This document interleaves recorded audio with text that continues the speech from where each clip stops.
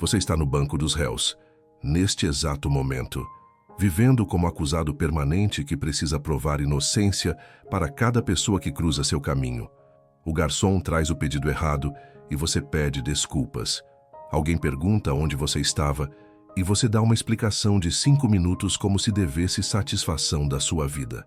Você justifica cada escolha, defende cada decisão, pede perdão por ocupar espaço e nem percebe que ninguém te acusou. Você mesmo se colocou no tribunal. A verdade brutal é que a justificativa é um pedido de perdão disfarçado. Cada vez que você explica por que fez algo sem que ninguém tenha pedido explicação, você está dizendo que precisa de aprovação para existir do jeito que você é, que suas escolhas só são válidas se passarem no teste de aceitação alheia. E com isso, você entregou o controle da sua vida para júri que não vive suas consequências. O mundo não respeita quem se explica, respeita quem declara. Rei não justifica decreto, ele decreta. Líder não pede desculpas por decisão, ele decide. E você? Você está preso em ciclo de buscar validação externa para cada movimento que faz, como criança pedindo permissão para brincar, como servo explicando por que merece descanso. Você vai aprender 11 leis que destroem esse vício de justificativa. Como sair do banco dos réus. Como usar o silêncio como arma. Como transformar perguntas invasivas em constrangimento para quem invade. Como proteger seu tempo sem dar satisfação. Como viver de acordo com seu código sem pedir aprovação da plateia. Quem se explica, se submete. Quem cala, comanda. A maioria vai fechar esse vídeo agora porque não aguenta encarar a própria fraqueza. Se você tem estômago para aprender o que separa homem soberano de eterno acusado, deixe seu like como sinal de que você está pronto para parar de se justificar. A primeira lei expõe o tribunal invisível que governa sua vida. Lei número 1. A síndrome do réu. Você vive em tribunal permanente. O garçom traz o pedido errado e você pede desculpas. O chefe pergunta onde você estava ontem e você dá uma explicação de 5 minutos. Alguém te olha torto na rua e você revisa mentalmente tudo o que fez para ver onde errou. Você age como se fosse culpado até que se prove inocente. E o pior, ninguém te acusou. Você mesmo se colocou no banco dos réus.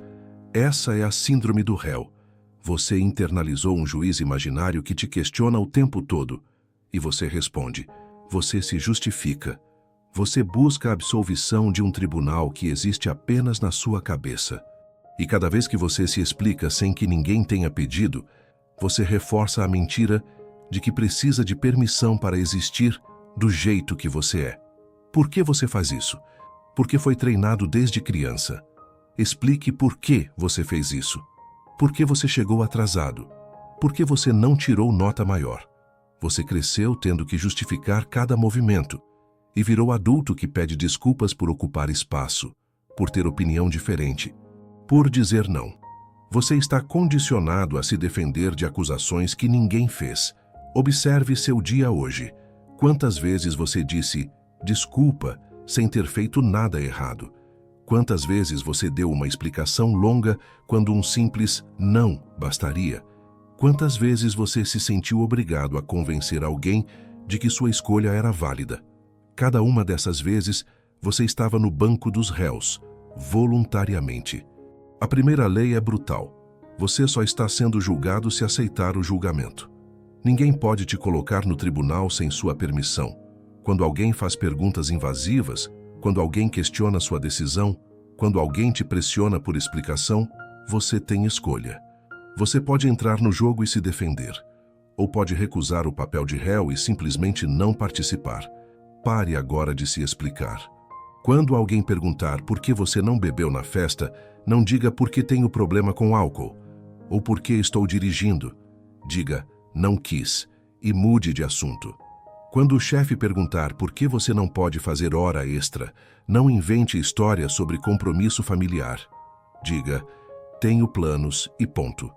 Você não deve satisfação da sua vida para ninguém que não seja juiz real com toga e martelo. Isso vai ser desconfortável no início, porque você está acostumado a preencher silêncios com justificativas. Mas quando você para de se explicar, algo muda. As pessoas param de te questionar, porque percebem que você não está disponível para interrogatório, que você não aceita o papel de acusado, e sem réu não existe tribunal. Ele rasga a intimação mental e se levanta da cadeira do acusado. Lei número 2. Explicar é perder poder. Alguém te convida para sair. Você não quer ir. E em vez de dizer não vou, você solta parágrafo inteiro. É que eu estou muito cansado, sabe? Foi semana puxada no trabalho e ainda tenho que acordar cedo amanhã. E estava pensando em ficar em casa mesmo e... Pare. Você acabou de perder. Porque cada palavra adicional é a confissão de que você não tem convicção na sua decisão. Que você precisa convencer a outra pessoa de que seu não é válido. A matemática é brutal. Quanto mais palavras, menos poder. Não vou carrega autoridade. Não vou porque estou cansado, já é justificativa. Não vou porque tive uma semana difícil e preciso descansar e... É súplica disfarçada de explicação. Você está pedindo perdão por dizer não. Está implorando para que a pessoa aceite sua decisão sem te julgar. E com isso, você entregou todo o controle. Observe reis em filmes históricos. Eles decretam: que se faça. Não será assim. 3 palavras, sem explicação, sem justificativa. Porque o rei não precisa convencer o súdito de que a decisão dele é correta. A decisão é correta porque ele decidiu. Agora, observe servos. Eles explicam tudo. Majestade, não consegui porque a chuva e o cavalo e o mensageiro... Você vê a diferença? Quem tem poder, declara. Quem não tem, se explica. Você age como servo na sua própria vida. Toda vez que alguém questiona sua escolha e você sente obrigação de justificar, você está se colocando abaixo dessa pessoa. Está dizendo que ela tem autoridade para julgar se suas razões são boas o suficiente. E você aceita esse jogo. Você entra na arena tentando provar que merece fazer o que já decidiu fazer. Corte agora suas frases pela metade. Quando alguém perguntar por que você não foi na festa, não diga porque estava cansado. Diga não quis ir. Quando perguntarem por que você mudou de emprego, não liste 5 problemas do antigo. Diga quis mudar. Quando te pressionarem para fazer algo, não invente desculpa elaborada. Diga não vou fazer. Ponto final. Sem vírgula. Sem continuação. Isso vai gerar um silêncio constrangedor. A pessoa vai esperar que você preencha com explicação. Mas você não preenche. Você sustenta o silêncio. Você deixa sua frase curta ecoar. E nesse desconforto, uma verdade se estabelece. Você não deve satisfação. Você não está negociando. Você está informando. E quando você domina isso, você sente diferença física. Não tem mais aquele aperto no peito de quem está se justificando. Não tem mais a urgência de convencer. Você fala menos, mas o que você fala tem peso, porque cada palavra carrega convicção de quem não está pedindo aprovação. Ele troca parágrafos de desculpas por frases de sentença. Lei número 3. O não completo. Você tem medo de dizer não, então você adiciona desculpas. Não posso ir porque minha mãe está doente. Não vou participar porque estou sem dinheiro. Não quero fazer isso porque tenho compromisso. Você acha que está sendo educado. Está errado. Você está sendo covarde, porque o não sozinho te assusta.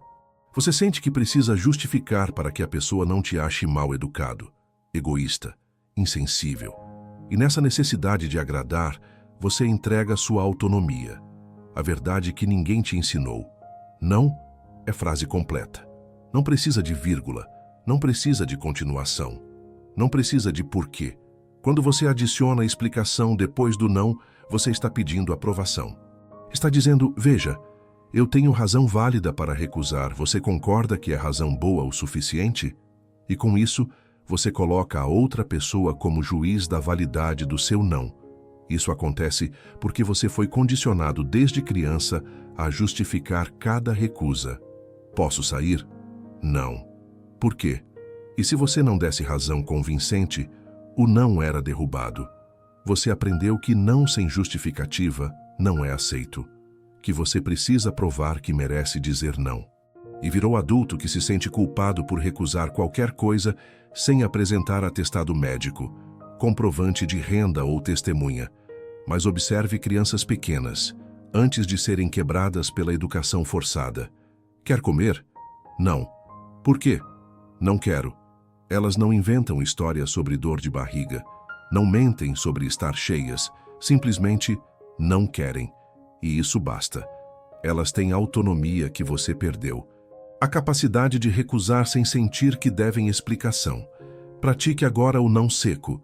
Quando alguém te pedir algo, diga não e pare. Segure a respiração. Não preencha o silêncio. Vai ser desconfortável. A pessoa vai esperar continuação que não vem. Pode até perguntar, mas por quê? E você responde, só não quero, ou simplesmente repete não. Sem raiva, sem desculpa, sem drama. Apenas informação factual de que a resposta é negativa. E quando você faz isso, algo quebra. A pessoa percebe que não tem direito de exigir explicação, que você não está negociando, que o não é abertura para debate, e na maioria das vezes, ela aceita e vai embora. Porque insistir contra a parede sólida machuca, e o não sem justificativa é parede. O não com explicação é porta entreaberta que pode ser empurrada. Isso funciona em todos os contextos. Você vai na reunião? Não. Pode fazer hora extra? Não. Me empresta dinheiro? Não. Sem adicionar, porque tenho compromisso, porque estou cansado, porque estou sem dinheiro. Essas adições são brechas. São convites para que a pessoa diga, mas seu compromisso pode esperar, mas é só uma horinha, mas é só até semana que vem. Deixe seu like se você vai aprender a dizer não sem culpa. O não seco é a muralha onde a insistência alheia quebra a cara. Lei número 4. A pergunta bumerangue. Alguém te pergunta quanto você ganha. Você sente o desconforto subir pelo peito e responde. Você dá o número. Ou inventa desculpa. Ou desvia falando de outra coisa. Mas você não faz a única coisa que deveria fazer. Jogar a pergunta de volta. Por que você quer saber?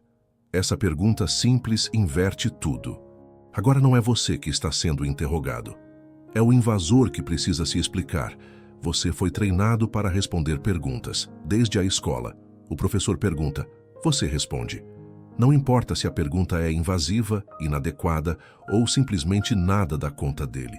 Você responde por reflexo, porque questionar a pergunta parece rude, porque não responder parece que você está escondendo algo. E você prefere entregar sua privacidade do que parecer mal educado. Mas perguntas invasivas não são pedidos de informação, são testes de hierarquia. Quando alguém pergunta, por que você ainda está solteiro? Quanto custou isso?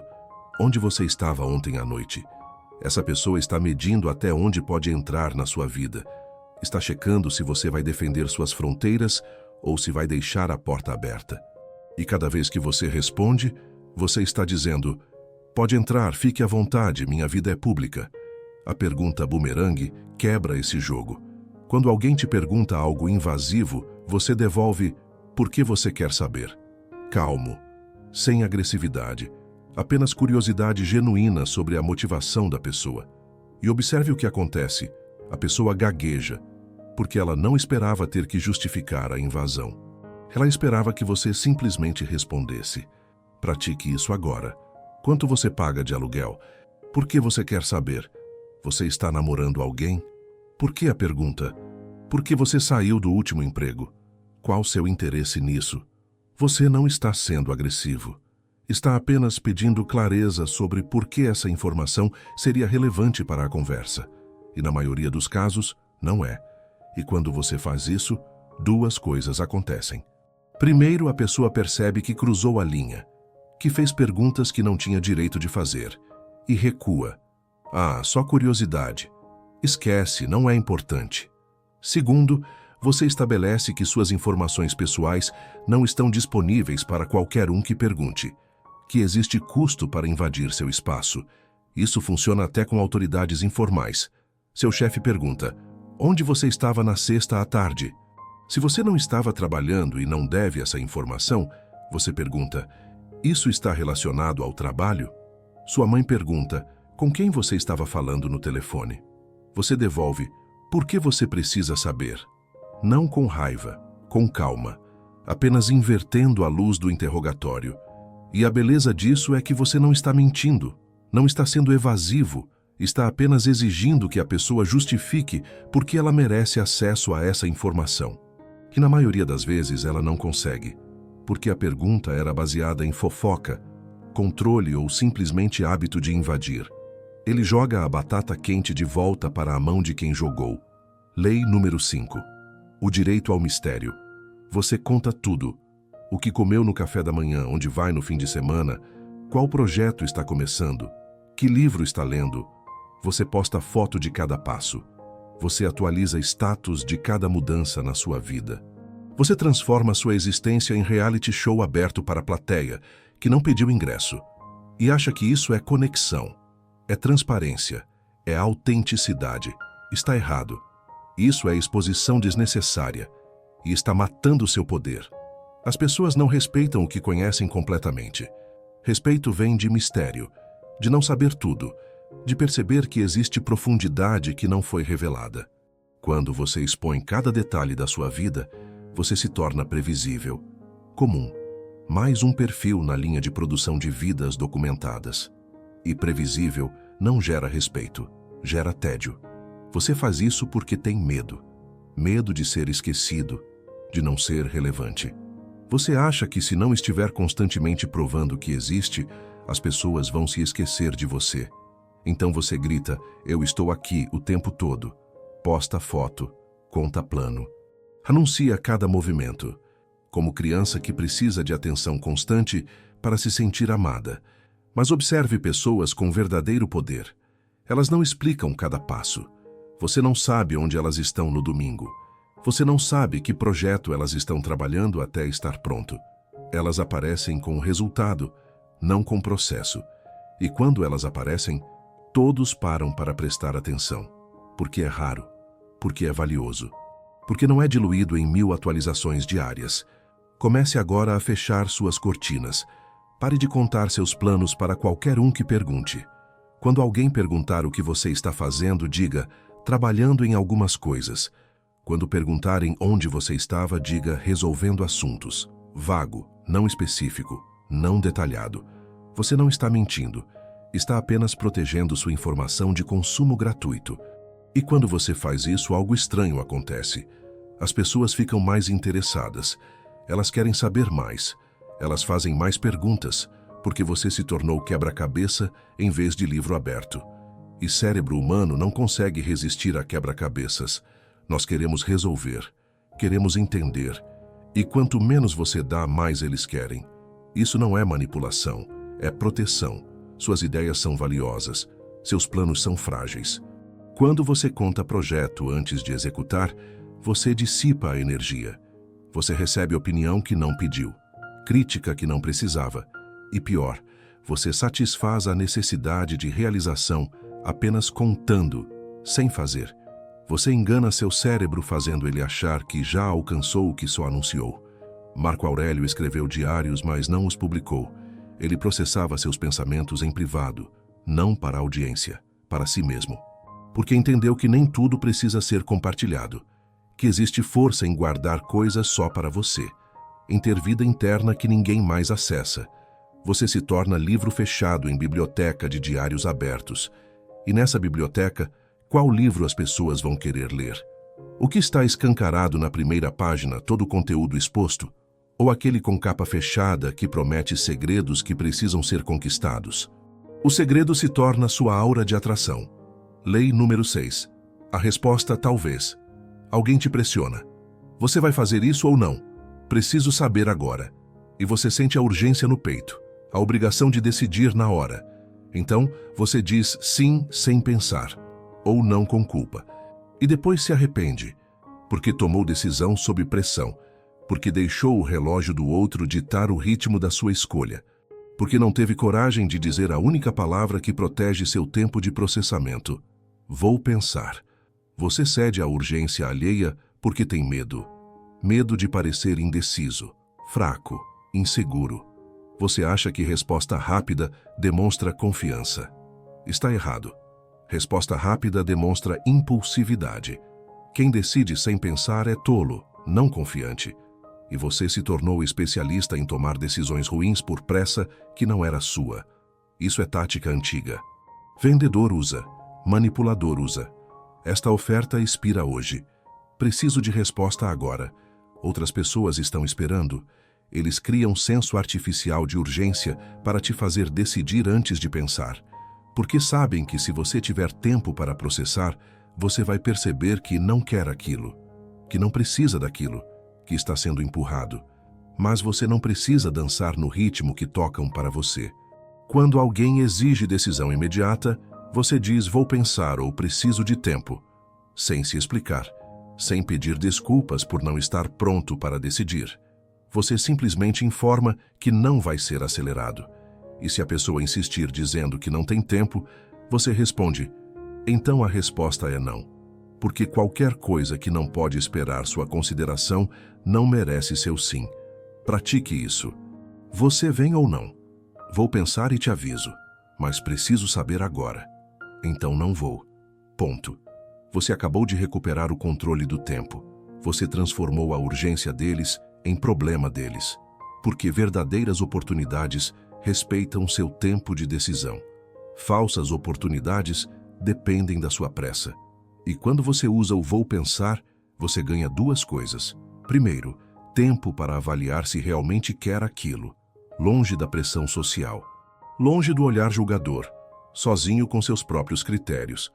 Segundo, você testa a seriedade da proposta. Se a pessoa desaparece porque você não decidiu na hora, era manipulação. Se ela espera, era legítimo.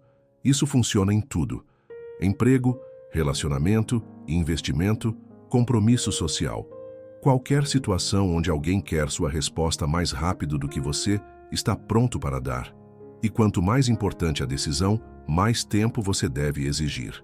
Porque contrato emocional assinado na pressa é pesadelo que dura anos. Epicteto ensinou que só temos controle sobre nossos julgamentos. E julgamento exige tempo. Quando você decide apressado, você está entregando seu julgamento para o relógio do outro. Você está deixando pressão externa substituir sua razão interna. E isso não é força. É fraqueza disfarçada de eficiência. Ele para o relógio do mundo para ouvir o próprio relógio. Lei número 7. Nunca peça desculpas por ser você. Você está na festa. Alguém te oferece bebida, você não bebe. E o que sai da sua boca? Desculpa, eu não bebo. Pare. Por que você está pedindo desculpas? Você cometeu crime? Ofendeu alguém? Não. Você apenas fez escolha pessoal sobre o que colocar no seu próprio corpo. Mas você sente necessidade de suavizar com desculpa, de pedir perdão por existir do jeito que você é. Isso acontece o tempo todo. Desculpa, eu não como carne. Desculpa, eu acordo cedo. Desculpa, eu não gosto de futebol. Cada vez que você adiciona desculpa antes de declarar preferência, você está sinalizando vergonha. Você está dizendo que sua forma de viver precisa de aprovação dos outros. Que você ocupa espaço no mundo apenas se tiver licença. Você faz isso porque foi domesticado. Desde criança te ensinaram que ser diferente é problema, que destacar é ruim, que o certo é se adaptar. Por que você não come como todo mundo? Por que você não se diverte igual aos outros? Por que você tem que ser difícil? E você internalizou que suas particularidades são defeitos que precisam de justificativa e pedido de desculpas. Mas árvore não pede desculpas por fazer sombra. Rio não pede desculpas por correr para o mar. Leão não pede desculpas por comer carne. Eles existem com a totalidade da sua natureza. Sem vergonha, sem hesitação. E você também deveria. Porque suas escolhas não são ofensas, são simplesmente suas escolhas. Corte agora a palavra desculpa das suas declarações pessoais. Não bebo. Não como carne. Acordo às 5 da manhã. Não gosto de sair à noite. Afirmações diretas, sem suavização, sem pedido de perdão por ter preferências diferentes da maioria. E quando você faz isso, você sente a diferença. Não há mais aquele encolhimento interno, aquele tom apologético na voz. Você declara quem você é com a mesma neutralidade que declara seu nome. E as pessoas vão notar. Algumas vão ficar desconfortáveis, porque sua firmeza expõe a fraqueza delas. Elas pedem desculpas por tudo e você não pede por nada. Isso incomoda. Deixe incomodar. Não é problema seu que elas não conseguem ocupar o próprio espaço sem permissão alheia. Isso se aplica a tudo. Sua rotina, seus hobbies, seus limites, suas crenças. Você não deve desculpa por ir embora cedo da festa porque precisa dormir, por não emprestar dinheiro porque está juntando, por não ajudar em mudança porque já tem planos. Você não está sendo egoísta. Está sendo honesto sobre suas prioridades. E honestidade não pede desculpas. Sêneca escreveu que não devemos viver para agradar os outros. Que a aprovação da multidão não vale nada se você perde o respeito próprio. E cada vez que você pede desculpas por ser quem é, você perde um pedaço desse respeito. Você negocia sua integridade por aceitação temporária de pessoas que não importam. Se você cansou de se explicar, comente: minha vida, minhas regras. Ele existe com a solidez de uma árvore que não pede desculpas por fazer sombra. Lei número 8. O silêncio como resposta. Alguém te pergunta algo ofensivo. Você está engordando? Ainda não conseguiu emprego melhor? Por que você é tão esquisito? E você sente a raiva subir.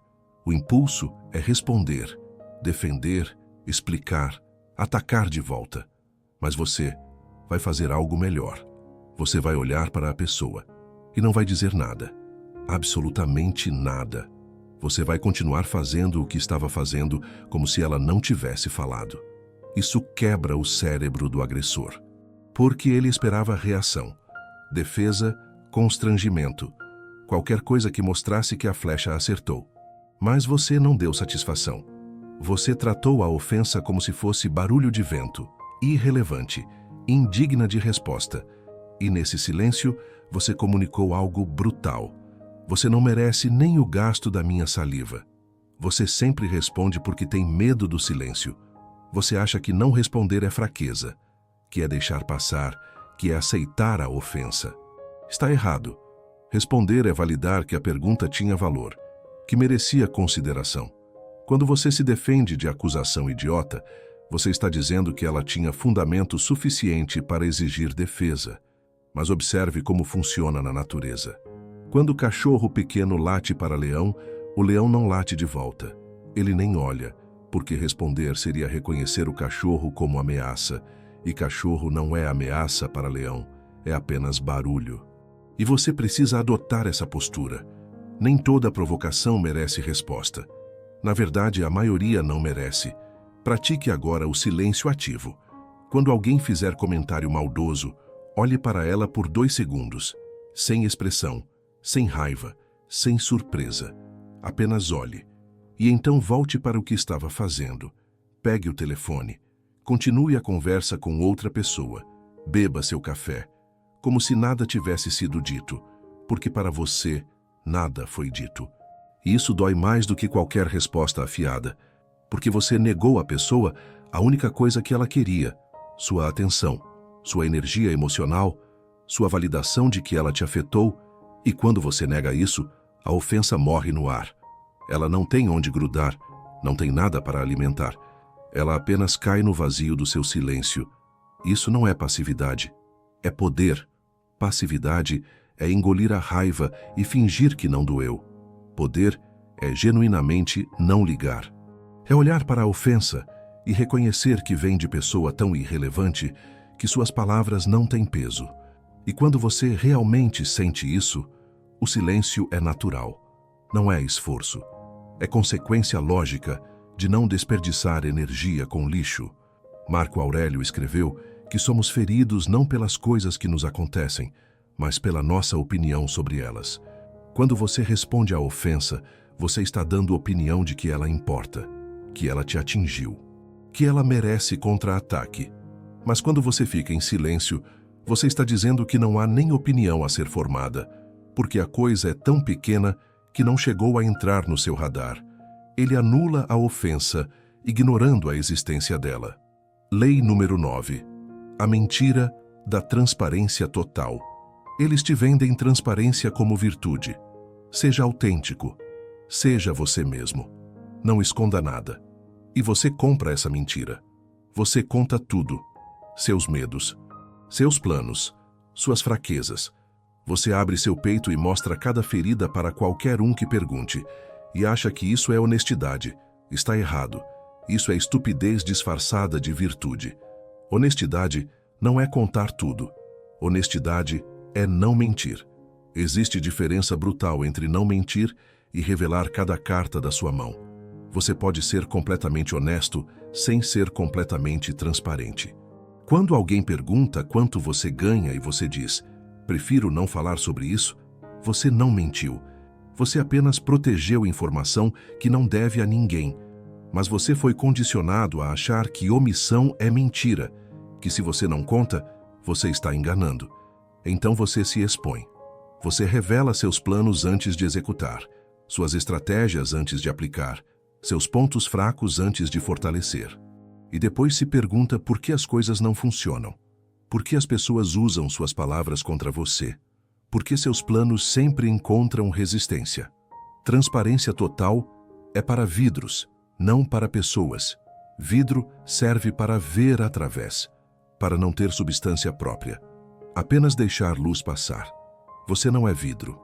Você é cofre. E cofre tem informação valiosa que precisa de proteção. Não porque você é desonesto, mas porque nem todo mundo merece a senha. Comece agora a filtrar o que você compartilha. Quando alguém perguntar o que você está fazendo, não dê relatório completo. Trabalhando em alguns projetos. Quando perguntarem seus planos para o ano, não liste cada meta. Tenho algumas coisas em mente. Você não está mentindo. Está apenas não entregando munição para pessoas que não lutam ao seu lado. E observe a reação. Algumas pessoas vão insistir. Mas o que especificamente? Como se tivessem direito de saber. Você não cede, você mantém a informação. Porque o que você está construindo é seu. Não é entretenimento público. Não é assunto para fofoca. É seu trabalho privado que será revelado quando estiver pronto. Isso não é ser fechado. É ser estratégico. Jogador de pôquer não mostra as cartas antes da hora. General não revela plano de batalha para o inimigo. E você não deve revelar seus movimentos para o mundo que não torce por você. Porque a maioria das pessoas não quer ver você vencer. Elas querem ter algo para falar sobre você quando você falhar. Epicteto ensinou que devemos guardar nossos princípios como atletas guardam técnicas de treino. Em silêncio, em privado, longe dos olhos que julgam antes de entender. Você processa suas lutas internamente. Você resolve seus problemas antes de anunciá-los. Você alcança suas vitórias antes de comemorar publicamente. E quando você domina isso, você se torna enigma. As pessoas não conseguem te ler completamente, não conseguem prever seus movimentos, não conseguem usar suas palavras contra você porque você não deu palavras suficientes. Você se torna presença sólida em mundo de pessoas vazias que se expõem até não sobrar nada de privado. Ele é verdadeiro, mas não é exposto. Lei número 10. A reação à crítica. Alguém te critica. Você está sendo chato. E seu ego explode. Você sente o sangue ferver. O impulso automático é se defender. Não estou. Você que é sensível demais. Olha quem fala. Você entra no debate porque não aguenta a acusação, porque precisa provar que está certo, que a crítica é injusta. E com isso, você entregou exatamente o que o crítico queria. Sua energia. Crítica é isca. Não é análise honesta do seu caráter. É provocação para ver se você morde. E você morde toda vez, porque foi treinado para defender seu ego como se fosse território sob ataque. Você não consegue deixar passar. Não consegue aceitar que alguém tenha opinião negativa sobre você sem corrigi-la imediatamente. Mas observe o que acontece quando você se defende. A pessoa te critica, você nega, ela insiste, você contra-ataca, ela ataca de volta. E agora vocês estão em discussão completa sobre se você é chato ou não. E quem ganhou? Ninguém. Mas quem perdeu energia?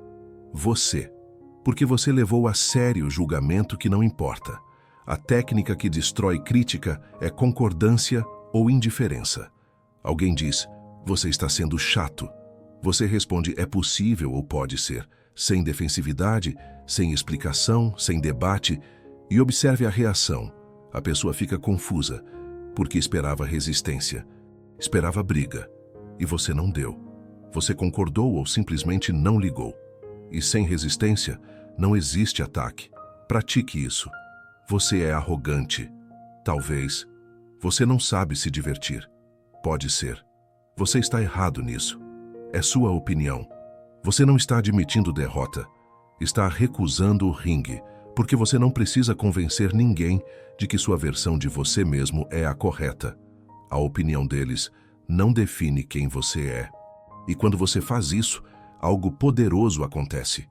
A crítica perde força, porque crítica precisa de resistência para funcionar. É como socar água. Quando você resiste, a crítica tem onde bater. Quando você não resiste, ela passa através de você sem causar dano.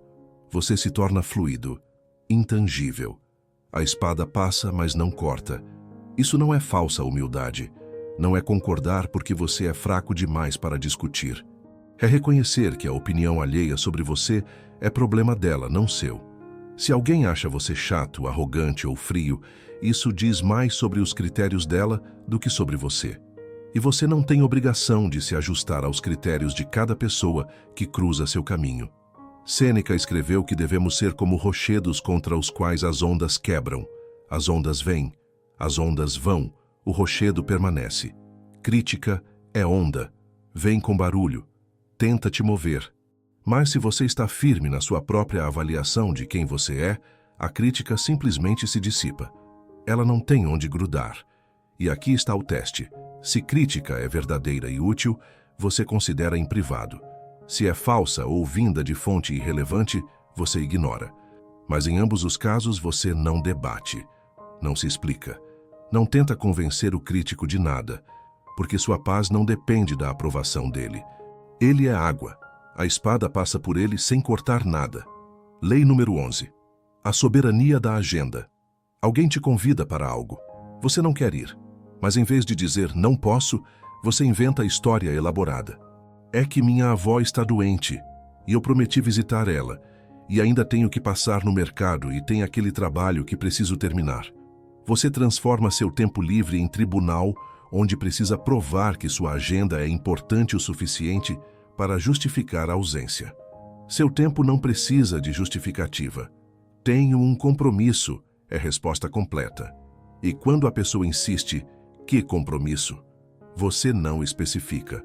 Um compromisso pessoal, porque o compromisso pode ser ficar em casa lendo, pode ser dormir, pode ser literalmente não fazer nada. E isso não diminui a validade da sua recusa. Seu tempo é seu, por definição. Você faz isso porque foi condicionado a hierarquizar compromissos pela aprovação social. Trabalho é compromisso válido, família é válido, doença é válido. Mas querer ficar sozinho, isso não conta. Precisar de silêncio? Luxo desnecessário. Então você mente. Você inventa reunião que não existe. Familiar doente que está bem. Qualquer desculpa que soe mais importante do que eu não quero ir. Mas quando você faz isso, você está dizendo que suas prioridades precisam passar no teste de relevância alheia. Que sua agenda só é respeitável se os outros concordarem que seus motivos são bons. E com isso, você entrega o controle do seu tempo para júri externo que não vive sua vida. Comece agora a proteger suas horas sem justificativa. Você vem no churrasco? Não vou poder. Por quê? Tenho outros planos. E você para aí. Não detalha, não explica, não convence, porque seus planos não precisam de validação externa. Se seu plano é assistir séries sozinho, isso é plano. Se é treinar, se é dormir, se é simplesmente existir sem agenda social. Tudo isso é compromisso legítimo com você mesmo. E quando você faz isso, duas coisas acontecem. Primeiro, as pessoas param de te convidar para tudo. Elas percebem que você não é disponível por padrão, que seu tempo não é commodity pública. E isso é bom, porque agora os convites que chegam são os que realmente importam. Segundo, você recupera a sensação de autonomia, de que você comanda suas horas, de que sua vida não é refém de expectativas sociais. Isso não é egoísmo, é autopreservação. Cada vez que você diz sim quando queria dizer não, você está vendendo pedaço da sua vida por moeda de aprovação temporária. E no final do mês, do ano, da vida, você olha para trás e percebe que passou tempo enorme fazendo coisas que não queria para pessoas que nem se lembram mais. Sêneca escreveu que a vida é longa se você souber usá-la. Mas a maioria desperdiça em compromissos que não escolheu, em pessoas que não importam, em atividades que não nutrem, porque não teve coragem de dizer não posso, sem anexar documento comprobatório de que tinha algo mais importante. Seu tempo é o único recurso não renovável que você tem. É mais valioso que dinheiro, que ouro, que qualquer coisa material, e você o trata como se fosse infinito. Como se tivesse obrigação de distribuir para qualquer um que pedir. Inscreva-se para recuperar a posse da sua vida. Ele protege suas horas como um dragão protege seu ouro. O juiz final. Você vive buscando o veredicto, de estranhos na internet, de colegas no trabalho, de familiares que mal te conhecem. Você age e então olha ao redor esperando aprovação, esperando que alguém bata o martelo e declare que você fez a escolha certa, que viveu do jeito certo, que merece existir da forma que existe. E enquanto espera esse veredicto externo, você está preso, porque entregou o poder de julgamento para júri que nunca vai te absolver completamente. O júri externo nunca para. Sempre tem mais uma opinião, mais uma crítica, mais uma sugestão de como você deveria viver diferente. E você persegue essa aprovação como se fosse oxigênio. Modifica comportamento, esconde verdade, performa a versão aceitável de si mesmo. Tudo para ouvir você está certo, de pessoas que não vivem suas consequências. Mas existe apenas um tribunal que importa, o da sua própria consciência. Quando você deita à noite, sozinho com seus pensamentos, você sabe se agiu com integridade, se honrou seus valores, se viveu de acordo com seu código. E se a resposta é sim, a opinião do mundo é ruído irrelevante. Se a resposta é não, aplausos externos não consertam o vazio interno. Marco Aurélio governou o império, tinha poder sobre milhões, e ainda assim escreveu para si mesmo que a única coisa que importava era se ele estava vivendo de acordo com a natureza racional. Não se o Senado aprovava, não se o povo aplaudia, se ele, olhando para si mesmo, podia afirmar que estava sendo o homem que escolheu ser. Demita agora o júri externo. Pare de pedir permissão para viver. Pare de buscar validação para cada escolha. Você tem conjunto de princípios? Viva por eles. Você tem código pessoal? Siga ele. E quando alguém questionar, você não precisa justificar, porque você não está sendo julgado por eles. Você está sendo julgado por você mesmo. E esse é o único tribunal com jurisdição real sobre sua vida. Isso não é arrogância. Não é ignorar feedback útil.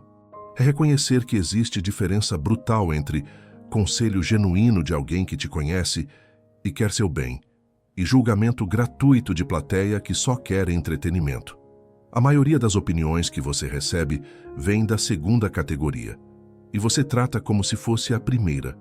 Quando você internaliza isso, você sente a libertação física. Não tem mais aquele peso de estar sempre sendo avaliado, aquela tensão de performar para a aprovação. Você age. E se está em paz com a ação, acabou. Não precisa de veredicto externo. Não precisa de validação pública. Você é réu e juiz no mesmo corpo. E quando há integridade entre o que você acredita e o que você faz, você está absolvido. E absolvido por si mesmo, ele caminha livre. Você acabou de aprender 11 leis de soberania verbal. Como identificar a síndrome do réu que te mantém explicando cada passo. Como cada palavra adicional dilui seu poder. Como o não sem o porquê é muralha intransponível. Como devolver pergunta invasiva e inverter interrogatório. Como cultivar mistério em vez de exposição total. Como proteger seu tempo de processamento contra a urgência alheia. Como parar de pedir desculpas por ser quem você é. Como usar silêncio para anular ofensas. Como ser honesto sem ser transparente. Como concordar com crítica para tirar força dela. Como defender sua agenda sem validação externa. e como demitir o júri externo e viver apenas para o tribunal da sua consciência. Agora não existe mais desculpa. Você sabe que cada justificativa não pedida é confissão de insegurança, que cada explicação longa é diluem de autoridade, que você só está no banco dos réus se aceitar o julgamento. E se você continuar se explicando depois de saber tudo isso, você não é vítima de condicionamento. Você é covarde por escolha. Se você chegou até aqui sem pular, você faz parte da minoria que encara a verdade desconfortável sem fugir. Respeito. Mas informação sem aplicação é fantasia. A partir de agora, conte quantas vezes por dia você pede desculpas sem ter feito nada errado. Quantas vezes você justifica a escolha que ninguém questionou. Quantas vezes você dá explicação longa quando um não bastaria. E corte pela metade. Escreva nos comentários: minha vida, minhas regras.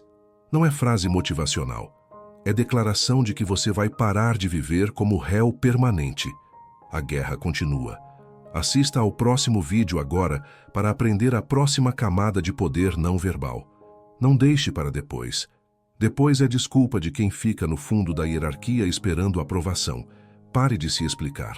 Comece a comandar.